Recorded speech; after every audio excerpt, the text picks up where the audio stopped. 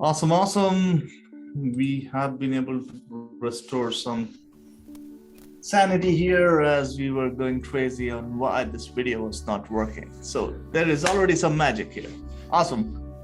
Already see a pretty decent crowd joining us. So first of all, starting with my apologies for being a couple minutes late, but thank you all for joining. It's always wonderful to watch a lot of familiar names. By the way, this is Roshan, CEO and co-founder of InsuredMine.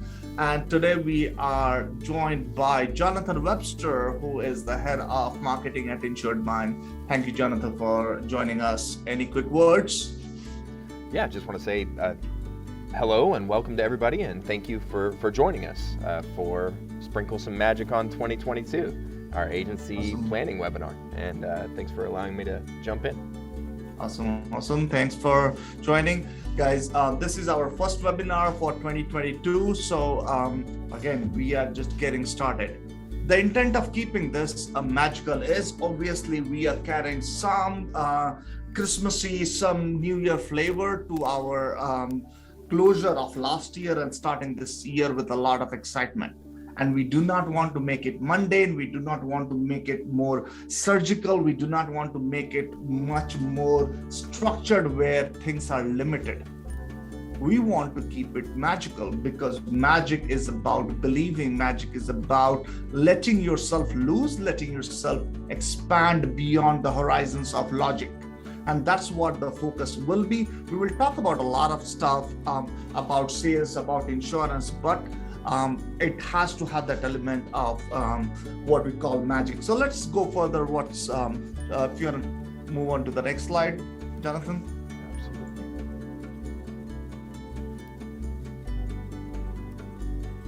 Awesome.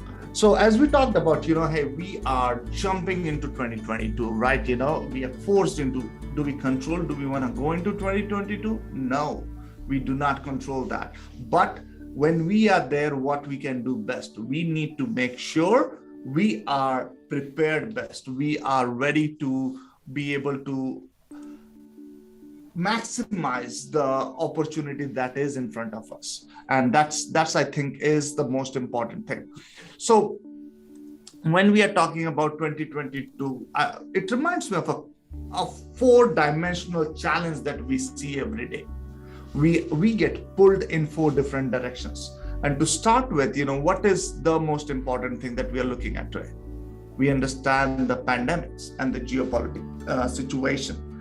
We know, just thinking about pandemic, last 1 year, year and a half, we have lost a lot of our loved ones. We have seen a lot of challenges. We have seen people not able to travel. We have seen people not able to do the job. People have lost jobs. Things are stabilizing, but we have seen a lot of that. And those scars, those impacts is not going to just evaporate. And there will be impact of those as well going forward. So how do we make sure that pull, we are keeping that as a factor of how we position ourselves for the next year, which is this year? Then the second part of that pull is our family and our holidays, right? We want to spend time with family. We want to go and enjoy the holidays, but we know that is not happening, or we are not, unfortunately, I was just talking to a couple of my colleagues and they could not visit their family during Christmas. Why? Somebody was having COVID or some other challenges. It reduces that bonding. It reduces that impact that they usually care to have. And so it creates a whole new kind of a psychological challenge, and that we do not want, but it happens to happen. So how do we make sure we are keeping ourselves sane, but understanding, acknowledging these constraints? The third one is closing our last year, right? How well we did. A lot of people actually were very surprised in how well they were able to overcome the challenge and be able to hit a pretty decent performance out of 2021. But then when you summarize all of this, how do you push it into the fourth magic quadrant, as we always call it, is expecting that magic in 2022? Do we look into this alignment and this constraint and know how do we learn out of these three things, the challenges in the last 18 months, and position ourselves for 2022? It reminds me of a quote from Jack Welch. He always talks about the stretch goals, and I would say, stretch goals are much more four-letter word sometimes, because people do not like stretch goals. They like to be logical, they like to be methodical. But let's hear what he has to say. He says, stretch target energizes. We have found that by reaching for what appears to be impossible, we often actually do the impossible. And even when we do not quite make it, we inevitably wind up doing much better than we would have done. So we win in both situations. Of course, it will put you into a tougher spot. It will raise questions. You will have sometimes self-doubt. Can I achieve this? Is my ecosystem conducive and supportive of helping me achieve this? But we have seen, if you start believing, you start achieving. And so that's why, within our organization as well, we have that debate constantly. Hey, why are we pushing our goals to something beyond the arithmetic calculations that says, hey, this is what we should be? But no, if we are not putting ourselves out there, we will never accomplish what we think we should accomplish. So that's a very basic core tenet of what we say. You have to start believing in what is above and beyond a standard achievement or what you can achieve. That's why when we are thinking forward, and so we talk about what is magical about magic and why are we putting so much focus and emphasis on magic with our first webinar. And I have spoken to several folks in this last several weeks to build our logic or build our content around this webinar. And one thing which I have seen very consistently being delivered to me through these conversations is around, the magic is nothing but it's a leap of faith. Do we believe something above and beyond? Are we willing to believe something above and beyond? And I think that is what is holding all of us together to think through as a team, as a family, or just as as a community. Are we willing to believe above and beyond us? There was this. I had a team meeting earlier today, and I brought this up in our team meeting, and I said, guys, talk to me about some of your previous experiences where you thought something cannot be achieved and you have seen that it got achieved. Why did that happen? Is it just because somebody else did it for you and so it says, hey, I was not expecting it happen? Or just because you believed and you worked towards achieving it and it actually happened? Or there was some magical force. So what is magical about magic is it's plain and simple. I'm sure several of you have watched the movie Wizard of Oz. What was magical in that? Nothing. It was all behind the scene things were happening. So why I'm putting so much focus on this is to let you guys push your thinking to believe that things can happen and they will happen. So why at this point of time? Because this is when we are building our trajectory. This is when we are planning. January, if you have not completed your planning, this is when you're planning. And so I encourage each of you to think in that direction where you do not limit yourself in what is achievable, rather than have that leap of faith in you, in your team, in your community, in the ecosystem around you that will allow you to, jump that, as we call it, what is impossible becomes possible because you believe that you can achieve. So I'll take a quick pause here. I know I've been cruising through some of those discussions here, but wanted to take a quick pause. Any questions, any thoughts, any debate around, hey, why we should be thinking in this direction rather than not thinking in this direction? I'll take a pause here. Any thoughts?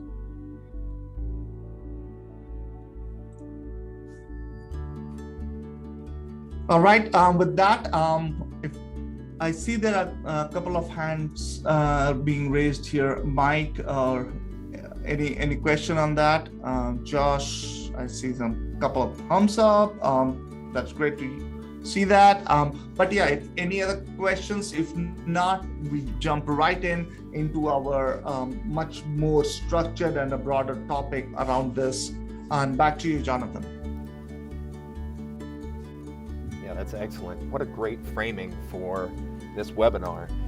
So I'm going to probably take this from that more kind of practical standpoint, where I'm sure that we're going to cover kind of the bases, just to kind of get you thinking about planning for the year and things like that. But I think Rajan will provide some kind of color commentary as I move through, and be able to expand on some things and bring it more to a focus as where I'm going to be more generalized and talking about any organization could plan thus and so ways, with some sprinkling about independent insurance agencies in there.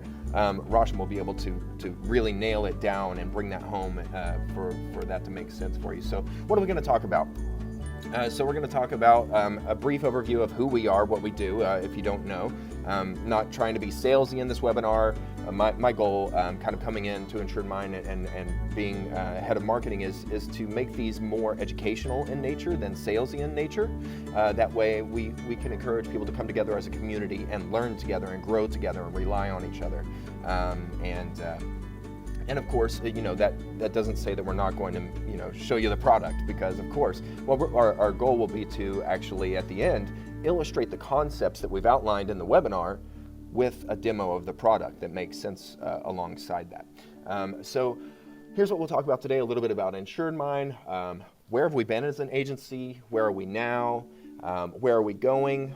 And like I said, a little bit of a demo, and then any chats or Q&A that you put into the Zoom chat there.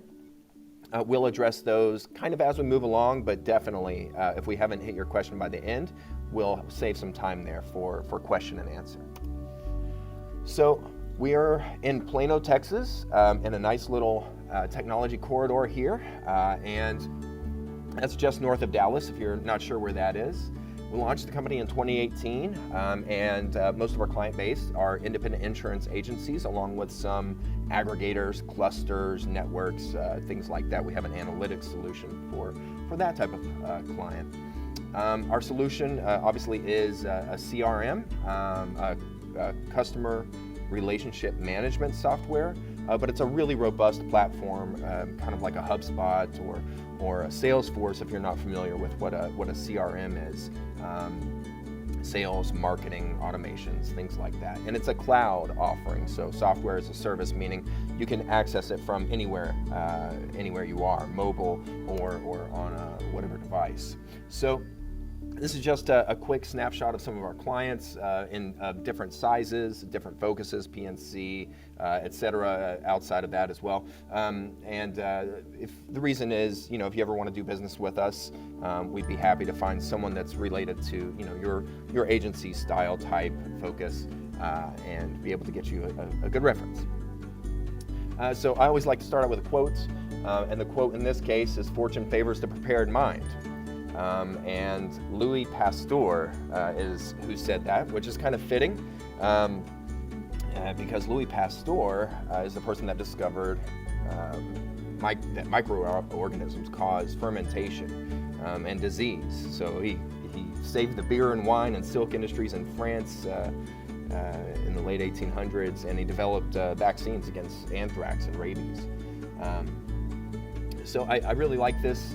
Fortune favors a prepared mind. I always say, in my mind, the kind of quote that I use here is, chance favors the prepared mind.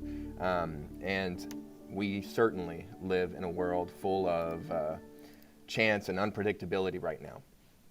So I'm going to start by kind of talking about how to look back, kind of just a memory jogger, sort of a way to position yourself at the beginning of this process.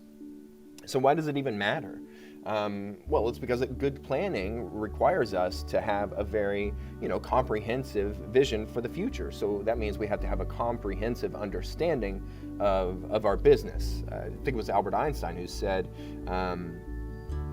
essentially, we can't have a complete solution without a complete understanding of the problem. Thus the reason he would spend 55 minutes working on the problem and 5 minutes on the solution. So we want that solution to address all of the problems that we have, all of the issues, all of the challenges that we're facing. So that's why it's important to look back, understand the history, understand what's worked, what's not worked, and what really matters. So I have on here green bean casserole. So imagine you're hosting a party with your famous green bean casserole on the menu, which I make a pretty mean one. And once you bring the dish out, it's gone instantly. So some guests don't even get to try it. You forget that your green bean casserole is so popular, it's always the first dish to be gone. So what would you do in that case if you had remembered? Think about how different the experience would have been if you would have remembered the high demand for your green bean casserole, or maybe your dish wasn't as popular or goes practically untouched. It's a waste. So next time you'll make the same amount for a crowd, or will you adjust your supply based on the demand? So the point there is obviously, the past impacts the present and the future, and we'll do well to kind of take a step back and think about a good point is this second bullet, the why reminder. The why reminder is, take a step back and think about, why did I become an insurance agent? Why did I get into insurance at all? Why did I choose to become an independent insurance agency?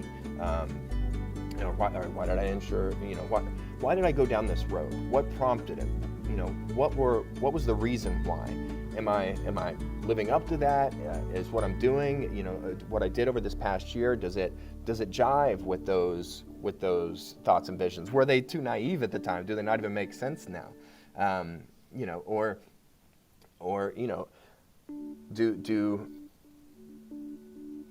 Do you look at what's changed over the years or months?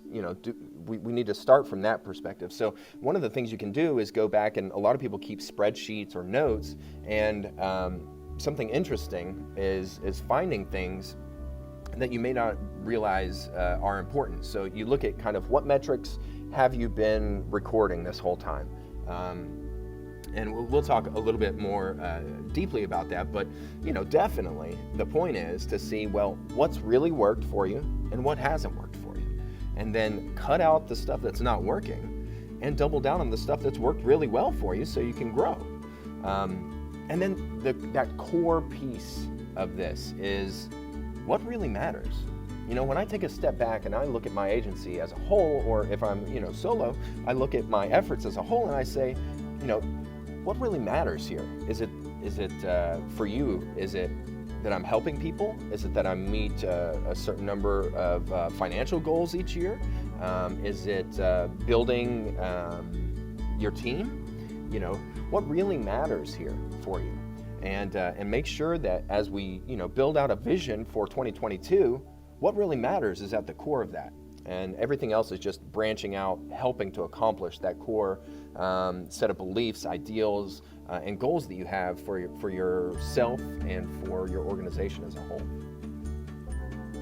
So this simply illustrates on the right-hand side the percentage of U.S. adults who say they receive TV via cable or satellite at home. This is very different than it would have been. Look at even 2015. That's what this one's showing. 2015. Out of all the U.S., so aggregate all these numbers aggregated, 18 to 29, 30 to 49, 50 to 64, and 65 plus. You see all the U.S. respondents here. 76% of people had cable or satellite in their home in 2015, but now 56% is the average there. And you can see the lowest number of people with cable or satellite in their home are those that 18 to 29-year-old range. So if that's in your target demographic, know that the world is changing. Even for the 65 plus, the world is changing. That's 5% drop, but it's a drop nonetheless. So it's worth thinking about how we deliver our messages to the right people at the right time. Okay.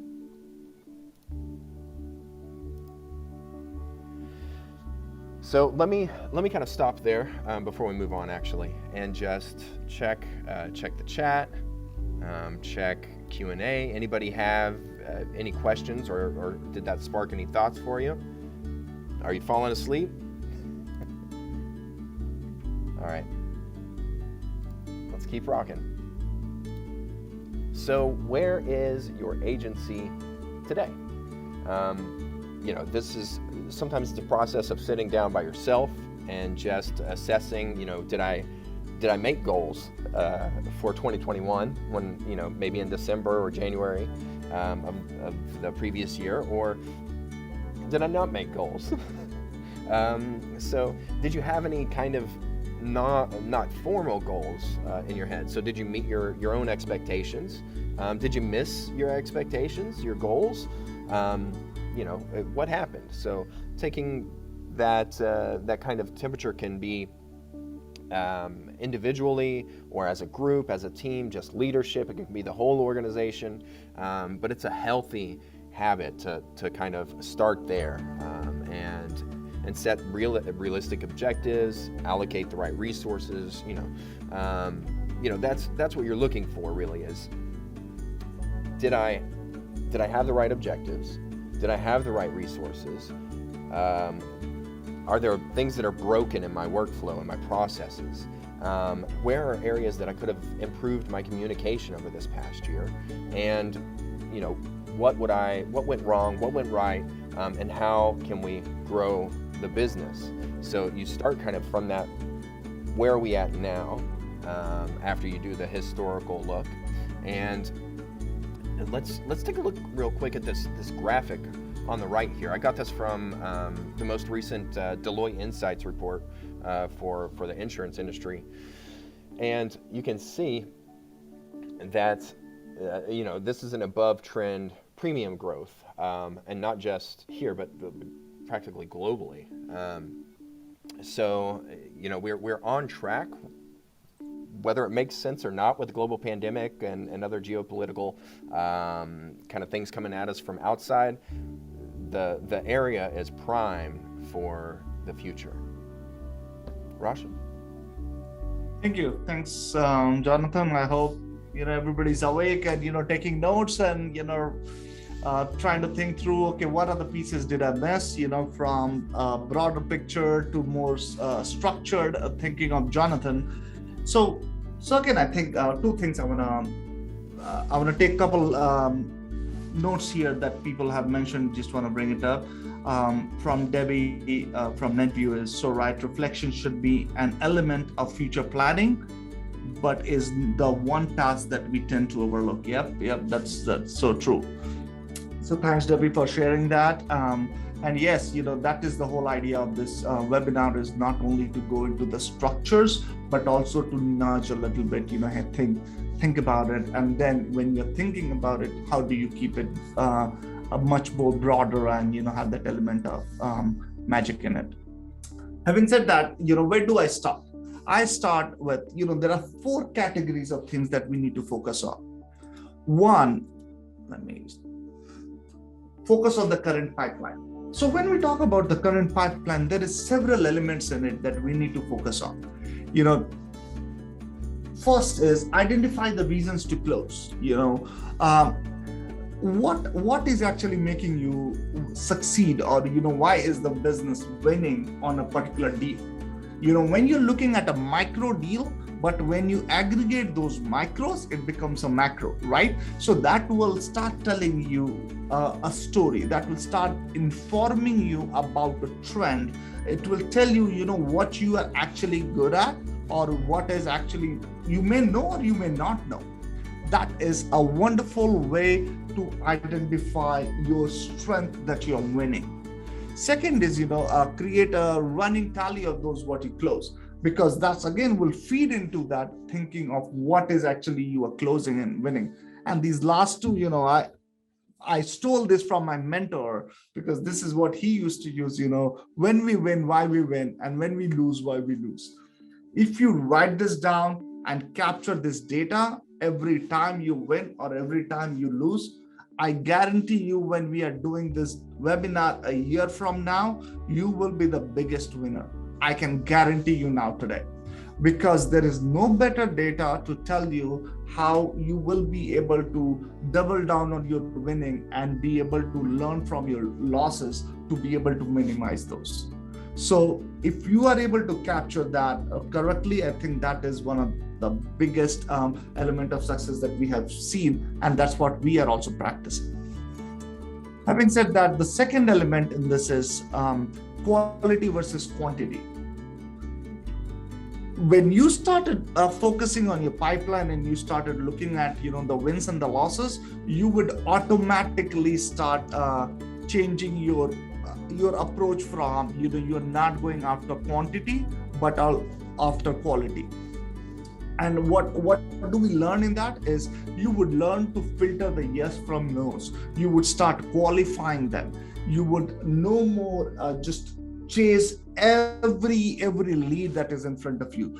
You would know how would you segment them, and how do you identify that will let you win. That you would see it is also starting to change your percentage of win and your success. Because see, I'm sure you all will agree that it takes literally the same amount of effort whether we win a deal or we lose a deal. So when it's going to take the same amount of effort, why not focus on helping your win rate increase, so you do not have to worry about, hey, I put in so much effort and it went away. Why? Because we did not qualify that well. So think about those things in your approaches that will help you qualify and get you a yes sooner. And those things can be also looked into segmentations of multiple factors that you can apply. The last bullet in this is very interesting, which is tweak and experiment. Once you have built those segmentations, once you have understand what is winning looks like, you start tweaking a little bit, because that's where that element of surprise comes in. You don't know what you don't know. And once you start tweaking few things and you start experimenting, you would start seeing some anomalies that you may not have calculated or have evaluated in your process. And that takes you to a whole different surprise land. Third one is about playbook. What is a playbook and why it is important? Playbook is about creating your process or creating a structured content around your sales to your operations, and both of them are equally important. But start with your sales. Make sure you have a sales playbook with the sales journey defined. Starts with how my lead is coming in, what am I doing with those leads, how they are being filtered or segmented, how am I communicating with them, then how do I process them through my sales funnel. Once I'm about to close, what does it take to close? So all of these bullets, think through it. Put a running note, create a playbook. This playbook or a cookbook, whatever you want to call it, but every organization must have a playbook. And that's I'm saying with some little authority that I may have, I have seen organizations structured winning every day because they have built a playbook. And so once you have these things, it will help you define your journey. And obviously this playbook is not Bible that it's written once and nothing changes. It is a playbook that is dynamic. It's a living document. It changes based on the learning, the information we are gathering every day. And once we start building more information around it, the better we are able to inform ourselves of how we need to approach. And then comes a part of, define measures of success. Jonathan has spent a pretty good amount of time talking about the KPIs. And as we always say, if you cannot measure it, you cannot manage it. So it's very important you build those parameters in your playbook, how you are going to manage each of these elements, because that will help you accomplish what you're building in your playbook. And the last but not the least is think it from a long-term perspective. Nobody on this call, I'm presuming, is looking for a short-term gain. because the only short-term gig where I think you make money is gambling or lottery. If you are not into that business, you are into a long-term game. And that long-term game is all about building into something. There is no shortcut to it. It's about position for a long term. Let your client, let your community, let everybody know that you are here for a long haul, because that will build commitment, that will build a relationship, it will help build that trust and confidence. Then try to balance that with your behavior, attitude, and technique. All these three things are equally important, because how you engage will not only be limited to who you engage with, but to others, because people talk. People will discuss about or leave a comment or leave a review, and all of that would lead not into a very good final outcome or long-term outcome if we are not keeping our behaviors checked. And second is attitude. You wanna be humble about things. You wanna approach things with a mindset that I'm here to help, I'm here to serve. And with that attitude and with that mindset, you would see that you are accomplishing way more than just being able to be in a business. And the last and the most important one is technique. You got to have the skills. So make sure you are continuously polishing your skills. Pick a niche, build your expertise around it, and that will help you figure out in a long term what you're gonna be an expert, what people will know you about. Having said that, let's go back to the next slide. Jonathan, you're perfect on timing. So I'll let you talk a little bit about the next slide, Jonathan. Excellent, thank you. Wow. Yeah, that was a lot of great, juicy information. And before, I guess I'll add one thing onto that before I ask if anybody has any questions or comments. And that's simply to take, if you're more than a one-person organization, or if you have maybe contractors or something like that, cool. But the point of this one is an idea to take the temperature of your organization by not just taking your own biased opinions and you lived through it with this set of eyes and this computer system back here, we call it brain.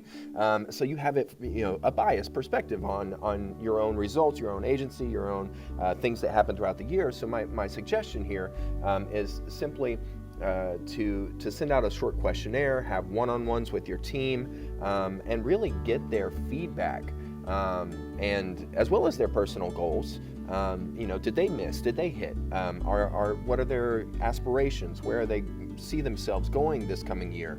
And the biggest part of this being something that's so effective to help people come together as a team is that, just like a child, you give them multiple choices, or they have a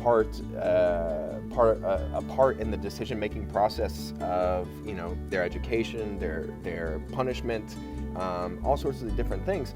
When people are part of that process, they buy into what's happening on an organizational level. They buy into the processes, the procedures, the new technology.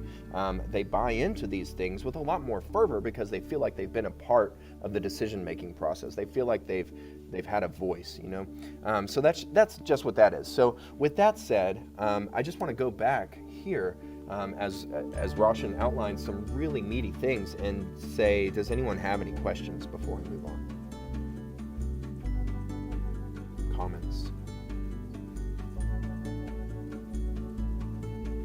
I hope I was not rushing through each of these, because they were very well thought of, each of these bullets, and I hope you can take a screenshot, think through each of these elements, as they will help you down the line.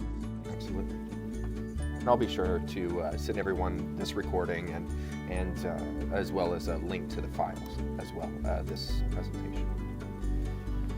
Okay, so anybody know who this guy is here? This is Kevin O'Leary. You might know him from Shark Tank, or plenty of other things before that. And he is famous for, if people come in and they're pitching him, if they don't know their numbers, he'll go, "You're dead to me. I'm not investing." So you're toast, he says here in this quote. So the point here is to really sit down and review, okay, well, what is the hard math? What do my numbers look like? Did we keep track of them at all? Did we keep track of them in a way that makes sense? Are some of these metrics that we wanted to record on paper? Are others in a spreadsheet? Is it in the CRM? Where are these things? First of all, do we have the right metrics? Does it tell a story? And if not, what's missing? That could help us tell a complete story of what in the world happened in 2021. So things to review, KPI. So these are the key point indicators. This just the core pieces of data that you need to be tracking in order to make your organization better, in order to know how much you sold, how much you wrote, all of those type of things, and beyond. Analytics. So when I talk about the difference between metrics and analytics, a metric is a snapshot in time. It's just this much. But analytics are those metrics over time. So that's what you want to look at too. We were talking earlier about more from a psychological framework, just kind of reviewing and reflecting on where we started, why we started, are we currently matching there. But from an analytics and data perspective, you're looking at the entire story from the beginning to now. And you're looking at, well, what's changing, what's growing, why is that happening, why are things not happening, why are we not meeting our goals, and maybe those analytics can help you tell some of that story. And then beyond that, you want to prescribe some solution. You want to prescribe some medicine for your agency and say, well, okay, if I wasn't growing because I wasn't, investing in marketing, or because I didn't hire enough producers, or go into a 1099 relationship with contractors who could have been producers for me, you want to kind of prescribe some things that you notice now that you're looking at this data that, well, okay, in 2022 it's going to be different. I'm going to hire those people that I need. I'm going to, buy the software that I need to make life easier, to be more productive, or whatever, and I'm going to move forward based on these decisions that I'm making, because I know they're grounded in reality and not just, this bias mind that I come from. And then you get to finally start planning, right? So my recommendation is to sit down and map out what you think your most important initiatives are for 2022. So just kind of gut level, write them all down, scratch them out. The best way to get started is just put pen to paper or put your fingers on the keyboard and start typing. Nothing special there. But then I recommend kind of zooming out and looking at those KPIs, financials, your resources, and really all these different data points that you can measure. And no need to kind of dive into specifics there. But the idea here is that you want to kind of look at it from this outside kind of 50,000 foot view first, and set those kind of lofty goals first, right? And we know that even cavemen would visualize their goals, right? We can find images of kind of landscapes of game, so like deer and woolly mammoths and things like this, on cave walls with spear niche marks in the walls where they were practicing throwing these spears at these animals. So they visualized their goal so they could hit their goal. So that's the point here. And beyond that, I would encourage, if you are a multi-person organization, to ensure that your leaders in this organization are putting together their plans, and then review those plans and challenge them on those plans. Don't just accept the first draft. Really go through there, dig in, make sure it aligns with your vision for the organization, the organizational goals as a whole, and then dig in and have something good from each department there. What am I showing here on the right? Simply the fact that we can expect in insurance industry as a whole that people will be increasing their spending in technology. So know that your competition is out there, getting the best out there. They're coming to us. That's what I'm saying. And then after you've kind of had that zoom out experience of goal setting, you want to zoom in, right? And you want to get a little bit more detailed. So you need to have those leadership plans need to be submitted. Everyone needs to be aligned. You need to have had a couple of meetings as a group by now. And then the one thing that I notice that's missing from so many different organizations are contingency plans. You know, we've been talking a lot about these geopolitical, the COVID landscape, all this type of things. There are always going to be the possibility of factors outside of our control, outside of our organizations coming at us. So things like germs, Louis Pasteur, and the pandemic, policy changes, and the economy or other economies, in China that could impact us. Not to even mention succession planning. What happens if someone passes away? What happens if somebody gets fired? What are we going to do then? Those types of things need to be in place so that you're not scrambling and missing your goals and your targets when these things inevitably happen. So organize and build in accountability with checks and balances along the way. So what this is simply as you move through the year, make sure that you've set dates already. You've made some calendar appointments with yourself or with your organization, with your team, and you're gonna have these reviews and say, okay, are we missing the mark? Are we meeting the mark? What's working? What's not? Do we need to pivot? Did we miss something that we need to add? And hopefully that will help you, guide you down the road. So just having those regular performance reviews is something that can really change the game, and not just make our goals into New Year's resolutions that never happen, because we don't want that. And then, here to the right, just sort of illustrating the fact that, you don't have to have the fanciest technology out there as long as you're keeping track of these metrics somewhere. I have a friend who calls spreadsheets the cockroach of technology, because they've stuck around, and they will probably continue to stick around after all the pandemics and all the nuclear explosions. Spreadsheets. So anyway, just to say, have these KPIs, have them in real life, not just in your head, and work, regularly to meet these goals, and don't just set some lofty stuff with magic and then forget about it. Because, life and business is not like the rotisserie chicken. It's not set it and leave it. Some of our automations may be, but by golly, if they stop working, I bet you're going to change them. So I'll steal that quote from you, Jonathan. Good. Good. With that said, let's pass it on to Roshan here and show us some examples of this in action, as illustrated by our software. In the meantime, while we're doing that, let's see, are there any questions? You can go ahead and put those in, and just keep the questions and comments coming. I see some coming to me individually, which is cool, but you can just keep those coming as Roshan moves forward here, and that way we'll be sure to address them. Yep. And just a quick time check, it's quarter past noon, so we got 15 minutes. I'll try to wrap up demo in 10 minutes. So we leave the session open for another 5 minutes for Q&A. But again, in the next 10 minutes, also feel free to jump in, ask questions, anything we can help answer. On the product, as we talk about, for an agency, it's an agency CRM. It is designed only for insurance. So, it's not a Salesforce or Zoho or Pipedrive, which is a generic product that you can apply in insurance. We know general CRM do not usually work well in the insurance space. So this is designed and developed only for insurance to meet the needs of the agency.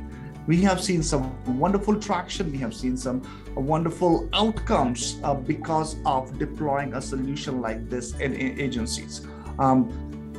From some of the largest agencies in the country to some of the newbies with one agent or two agent agency, the startup agency I call them, are using this platform to a very effective outcome.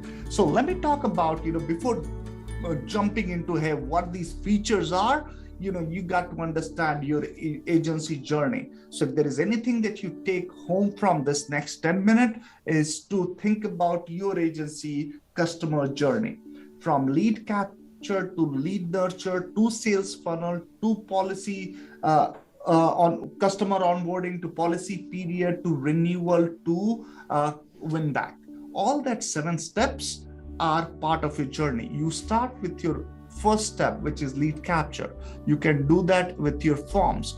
Implement these request code forms or your survey forms, and all of these forms you can deploy this by customizing and building it in your system and deploying it to your customers on your website, on Facebook, through text message, through email, all kind of ways of doing it. We got PL raters and several other forms that feeds data directly into PL rater as well. But this solves our first step problem, which is lead capture. Then we go into lead nurture. That is all happening in your engagement through list creations. You create a list by the leads you already have or by uploading a list.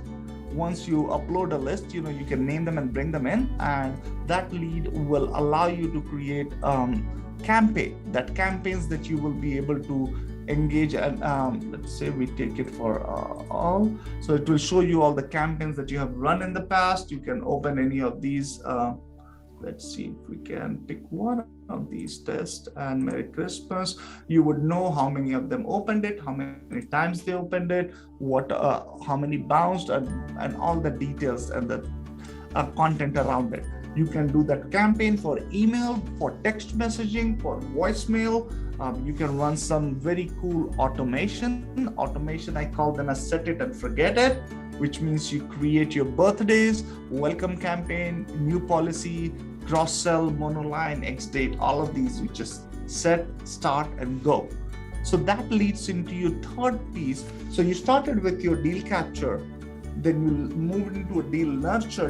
These are the ways you're nurturing them. This is the way you are on top of their mind, and then moves into the third part, which is called your sales funnel. Sales funnel is, as you understand how a funnel visually is, you start with a broader way of capturing as many, and then you're filtering them. You start from capturing through a Zapier or a lead-in, moving them into prospects, then you're gathering information. Again, by the way, these stages, you can rename them, customize them to your needs, and then you are moving them through negotiation, policy bind, and when you close them, you mark them win or loss. And while you are doing that, you are able to capture notes. You are able to know exactly the timeline, what has happened. You would be able to create a task or a checklist of items. You would be able to upload files. All your email, text, call, voice drop, all of that is getting captured. But the beauty of this sales management over here is twofold. If you're using AMS 360, QQ Catalyst, Now Search, HawkSoft, this data will automatically sync with your agency management system. HawkSoft, we are working, it is a one-way, it will become two-way, but several of these other agency management systems, it's a two-way. You do not want to create two power silos. You want to have harmony, you want to have sync up that will allow you to push data from one system to another without your manual intervention. So that will help you. By the way, you can create multiple pipelines, one for your personal lines, one for your commercial lines, one for your life and health, one for your benefits, one for your renewals, and all the fancy support stuff that you do for your agency. All of this pipeline, obviously you can customize to your need, but the beauty of that is to know what Jonathan has spent a lot of time talking about is KPIs. Measure them, understand what's going on within your agency, what is the goal each of these agents are winning, and how they are doing all of that deal conversions. All of that data is getting captured. Who is this deal, what we want? Here are the guys. I can click on this and go into exactly the profile of that guy. Go as deep as you want. And then within that profile what deal you have worked on, what task has been created, what notes has been added, what communications from email, text, call, voicemail, drop. I'm running sort of breath of all the things that it can do. So that's the beauty of it, is how comprehensive the system is being designed to meet the needs of your agency. So that comes to your third stage of your pipeline, which is conversions. Once you convert, you start running those welcome campaigns and stuff like that. And then you go into understanding what your policy looks like. Go into opportunity. What are your monolines today? Sell them another policy. Go. These are by agents. Filter it by all the policies. So show me all type of policy, include homeowners and exclude. Then you can do, okay, who are my in cross sell list to that actually. So we go filter, say include policy type home and exclude policy type auto. Apply. This will give me a list of my agents who have home but no auto policy. Go run after them. Here are all the opportunities sitting. So all of this leads to a very comprehensive management of your agency. And then you have Google reviews, you have work email assigned, you have all the payments systems connected to it. One of the interesting thing I want to show you is the carriers. So over here, you can see all the carriers by all the policies they have. You can merge because we know once we look into our book, it will show 12% of travelers and then another 3% of travelers. You can merge those carriers to show you a much cleaner picture. And within that, you can look at, okay, who are my top 10 clients? What carriers am I writing with? What their contact details are? All those fancy jazzed up stuff. Last but not the least is all the reports. There are 4 different dashboards. Agency dashboard to help you look at the visuals for your agency. Everything is clickable. So if I want to know policy by line of business, I want to look into auto, move, I click on this, it will tell me. Where my clients are located, I can click on any of this pin, it is going to tell me. New policies being added, what's the demographics, what the age distribution looks like. You can click on one of them, it will take you to that distribution segment. And I'm sure you are also witnessing, how fast this whole thing is moving, even though it is on a cloud. See, that's another strength of the system. And then you can dig deeper into understanding, like how many of my clients do not have email address or how many are missing phone numbers. It will take you quite some Excel trick to figure this out in your current system. Over here, it's a click of a button. You click on this 10%, it will tell you who those guys are who are missing your email addresses. So in a nutshell, this gives you a very complete picture to help you manage your agency. So there is 3 takeaways by using a system like this in your agency. What are those? Number 1, it will help you convert better because now you understand the matrix better. You will be able to squeeze your sales cycle. Your throughput will be way better. So you can see at least 10% or more increase in your sales revenue. Number 2, it will help you keep your customers better, which means your retention will improve. And that is also about because you're able to connect with them, run your renewal campaign, minus 75 days, minus 60, minus 45, minus 15, and that helps you manage that better. And the last part is efficiency. You want your agency users to work they spend 6 to 8 to 10 hours a day. They better be using a good system to be able to manage all of these. If they get excited, they will have better productivity. And we have seen that without using the 10 different segmented systems, if you're using one system, you save on the switching cost between all these systems, and also you will reduce on those cost of not having to pay for 10 different applications. So these 3 things, increase your sales, increase your renewal, and increase your efficiency. All these 3 things, obviously in alignment with your agency management system, this gives you a win-win deal to start. And while you are building your 2022 plan, this is a must-have to get started. With that, I'll take a pause and back to you, Jonathan. Yeah, absolutely. Wow. That was, so the question is, do you think, audience, that this would help you plan for 2021 better, being able to see all your historical data, being able to plan for the future, being able to really know in real time where someone is in your sales funnel, where they need to go, where does that automation point kick off for all the marketing, and my goodness, and all the other things that this has. So one other thing, yes, that I do want to share with you is how to get started for practically free for $1. You can also get started. So let me show you exactly how to do that. If you have not already joined us as a customer, make sure everyone can see Google on my screen here. Yes. All right. So I'm just going to simply type in InsuredMine. Going to pop up here. And then once I get here, you won't have this black bar at the top. That's because I'm logged into the background. So what you can do, you can see these two main buttons pop up right here on the home screen. So if you want to see a demo that's more personalized to you, go ahead and hit that request demo.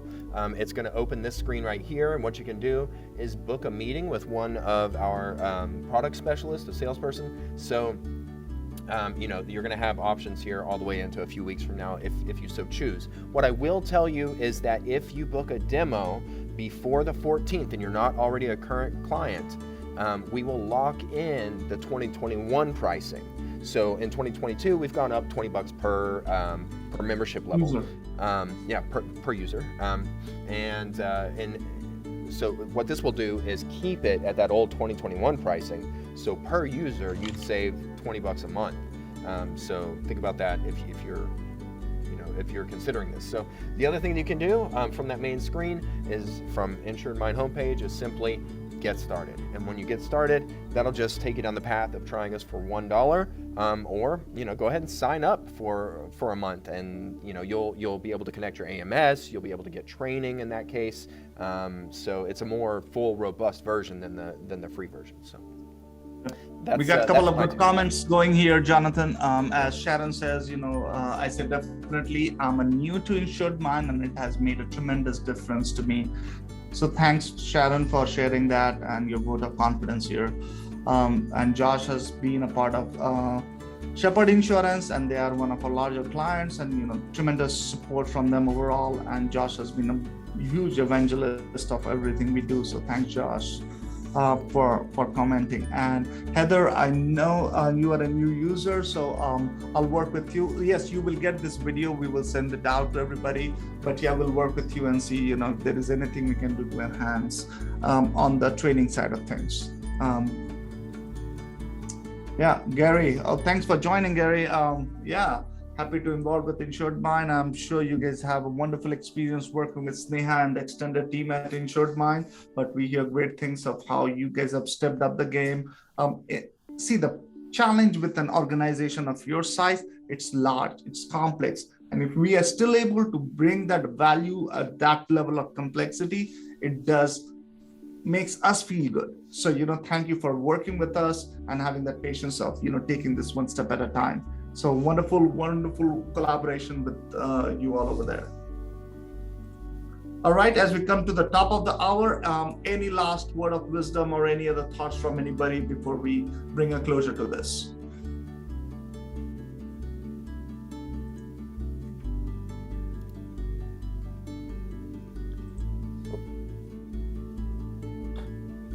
All right, go ahead, Jonathan. Anything else before we wrap up here? No, I think I thank you very much for all your comments and questions as we moved through this. I would definitely encourage you to please sign up for a demo at the very least, if not a trial, or sign up for a subscription on a monthly basis. And lastly, if you have any specific questions, go to the website and reach out to us. We have a chat bot in the corner, and we will talk to you, generally within 5 minutes during business hours. So awesome. Thank you, everyone, for your time. We'll talk soon. Take care.